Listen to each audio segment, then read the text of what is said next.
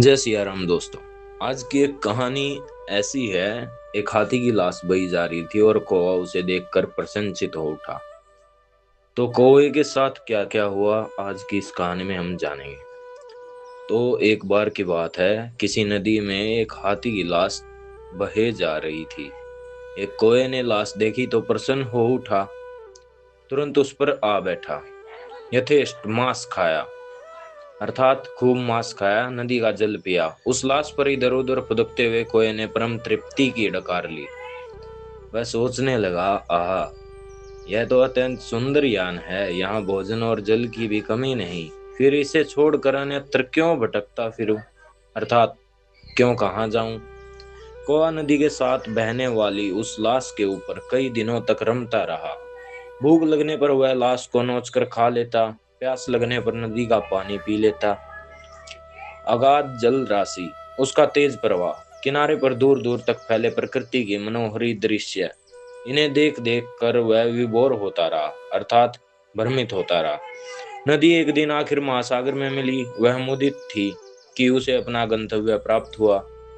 सागर से मिलना ही उसका चरम लक्ष्य था, किंतु उस दिन लक्ष्यहीन कोए की तो बड़ी दुर्गति हो गई। 4 दिन की मौज मस्ती ने उसे ऐसी जगह ला पटका था जहां उसके लिए न भोजन था, न पेयजल और न ही कोई आश्रय। सब और सीमाहीन अनंत खारी जल राशि तरंगायित हो रही थी, अर्थात तरंगे उठ रही थी जल में, लेकिन कोई सीमा दिखाई नहीं दे रही थी। कोआ थका हारा और भूखा प्यासा कुछ दिनों तक वो चारों दिशाओं में पंख फटकारता रहा, अर्थात उड़ता रहा, लेकिन उसको कोई जमीन नहीं मिल रही थी।